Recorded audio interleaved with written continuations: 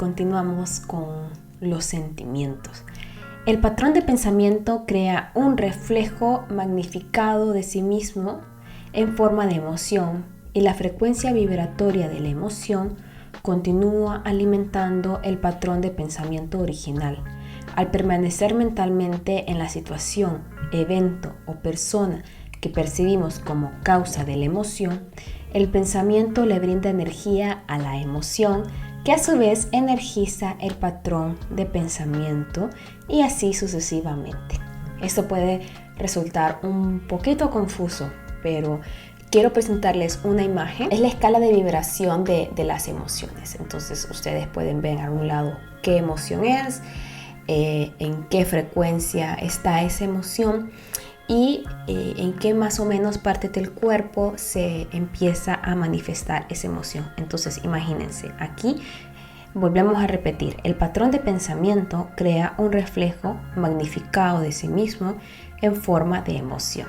Entonces, ¿qué quiere decir eso? Aquí les quiero dar un ejemplo de si ahora por la noche o mañana por la mañana amaneciera la noticia de que el próximo mes va a haber otra cuarentena y de que no vamos a salir por otros 3 meses porque de repente apareció otro virus, por ejemplo.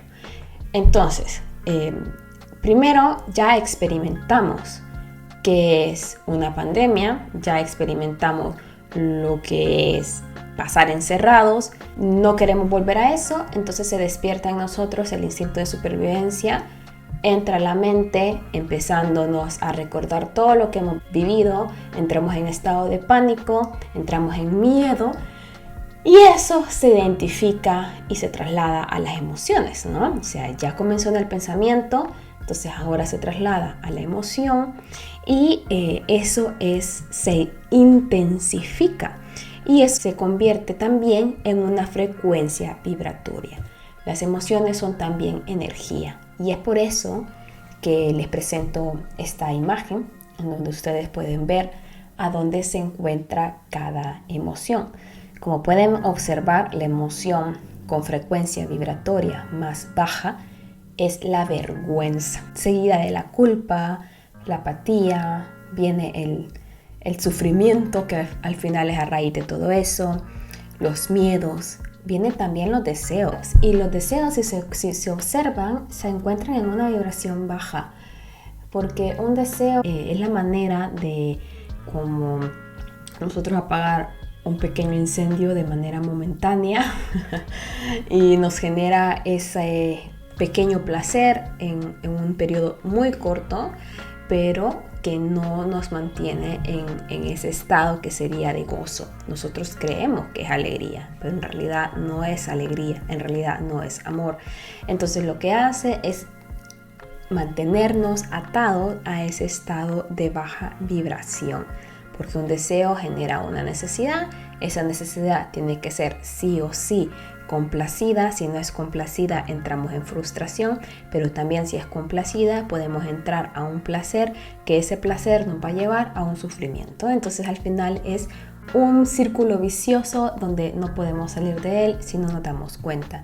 Luego viene la ira, el orgullo, el coraje, ya empezamos ahí a subir un poco de energía cuando salimos de esa vergüenza y agarramos coraje, ¿no? Y vamos con todo y entramos a una neutralidad, abrazamos una voluntad, abrazamos esa aceptación, ese raciocinio, abrazamos ese amor, pero cuando hablamos de verdadero amor, no de ese amor que nosotros creemos que es amor porque viene de un placebo, por ejemplo, abrazamos esa alegría, la paz, que es cuando ya vamos practicando y vamos entrando más a ese estado que se le llama iluminación o fin del sufrimiento.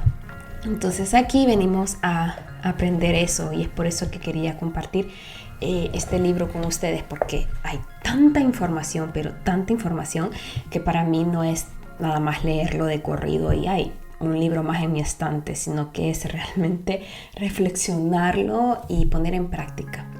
Básicamente todas las emociones son modificaciones de una emoción primordial, indiferenciada, que tiene su origen en la pérdida de conciencia de quién es usted más allá del nombre y la forma. Esta emoción primordial puede ser el miedo, por ejemplo.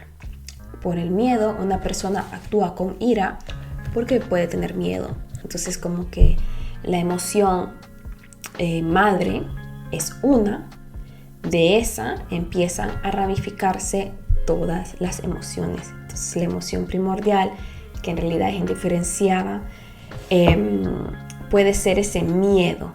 Cuando nos identificamos con eso, pues nos paraliza y viene todo lo demás. Y es una sensación continua de amenaza. También incluye un profundo sentido de abandono y de falta de plenitud.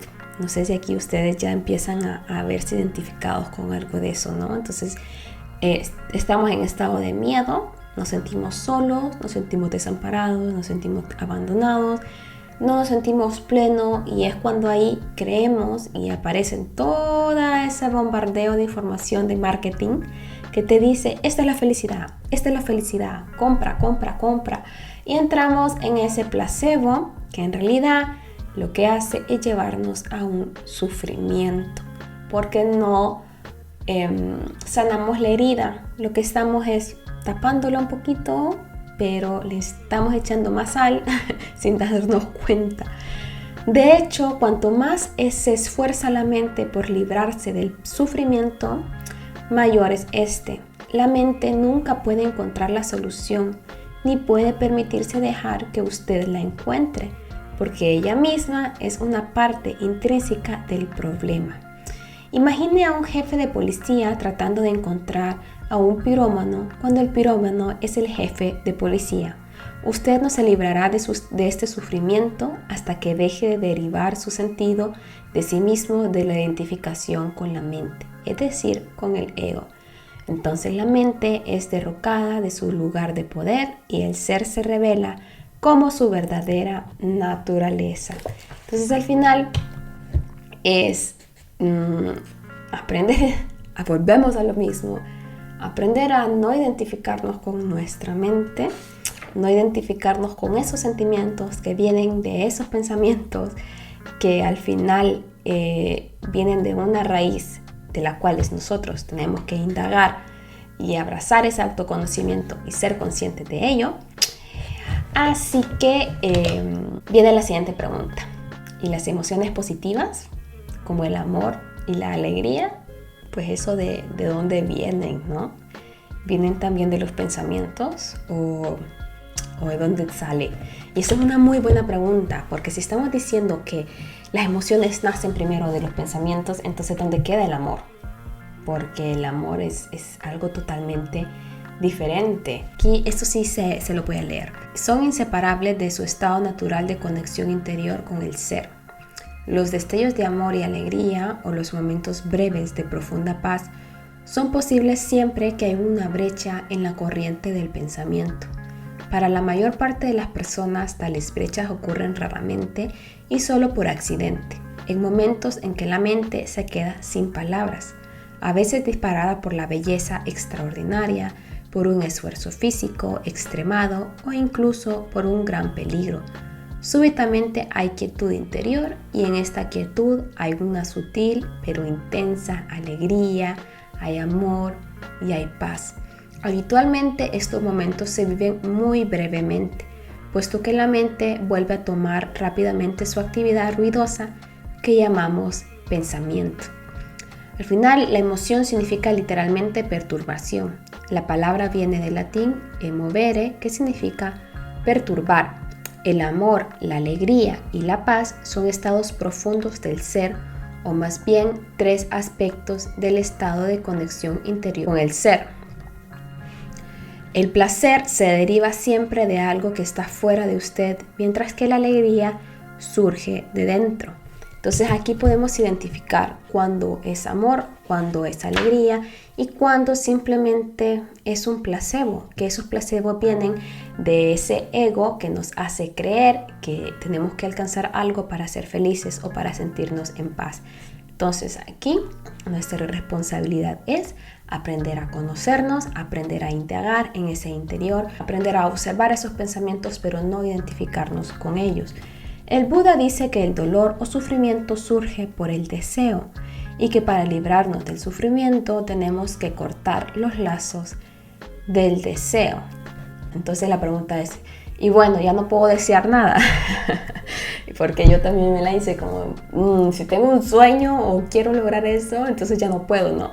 No, y no se trata de eso, sino que no vernos controlados. Hay veces que entramos en esa cárcel o en esa manipulación de que tenemos que tener eso, tenemos que alcanzar eso, pero cuando somos conscientes, todo es externo.